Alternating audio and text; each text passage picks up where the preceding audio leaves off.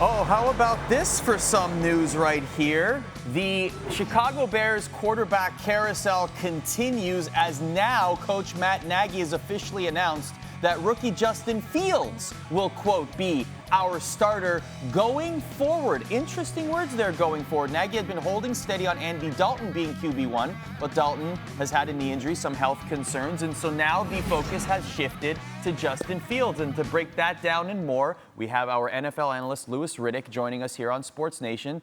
So this is interesting. The timing is interesting because it was steadfast, wasn't it? Matt Nagy saying, nope, Andy Dalton's our guy. We're going to wait for the health concerns to sort themselves out. What do you make of the timing just really 2 days later? Now he's saying, nope, it's Justin Fields moving forward.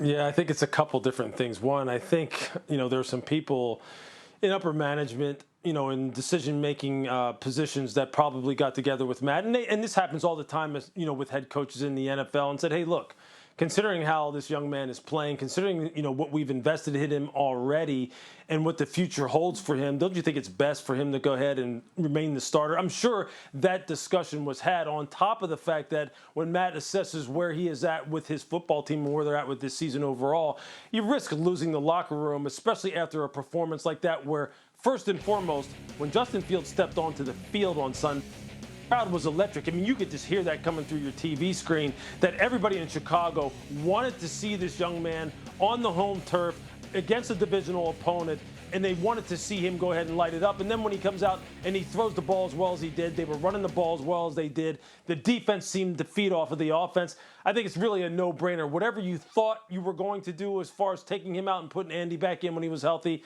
you can go ahead and scrap that because there's just too much positive momentum coming out of this game in order for you to go ahead and go backwards and put him back on the bench. We've got a solid Thursday night matchup tonight with the Rams on the road in Seattle. Aaron Donald has 15 career sacks against Russell Wilson, 9 more than he has against any other QB. But Wilson historically excels in prime time. Who do you think will have the edge tonight? Yeah, it's tough to go against my guy Aaron Donald, being a Pitt alum and all. But I'll tell you this. Look, I think last week when you watched the Rams against the Arizona Cardinals and you saw how Kyler Murray uses athleticism outside the pocket to kind of negate some of the effect that Aaron can have on the game as a defensive tackle, you get the feeling that Russell is going to try and get outside the pocket and create some of his own magic, just like he did last week against San Francisco. And you saw Russell's at his very best when it's playground ball, when it kind of goes off schedule and he just creates. And he's going to have to do that because, look, their offense is going to need to make sure they maximize every possession and score as much as possible. Defense is really, really struggling up there in Seattle, and I expect Matthew Stafford to play well. So I'm going to give the nod slightly to Russell, although if I know AD Aaron Donald, he will get his because you just can't stop that young man.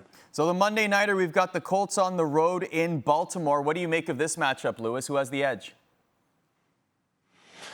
Yeah, I'm going to go with Baltimore simply because of the fact that, one, they're at home. Two, the running game and the passing game, based off of how it looked in Denver last week, is really starting to click.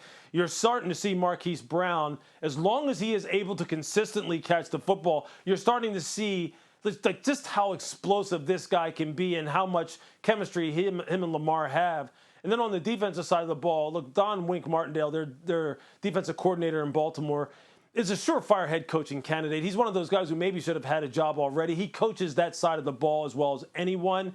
And Indianapolis right now, although they're a gritty football team with a lot of character and a lot of resilience, they're a little bit banged up on both sides of the ball. And I just think that Baltimore's on a nice roll. They squeaked out a few wins. They go out to Denver in a tough environment and really dominate that football game. I expect in prime time, Lamar always answers the bell. This team always answers. I expect them to do that again. As always, thank you, Louis, for your expertise. We appreciate it. We'll see you in the booth. You bet. Thank you.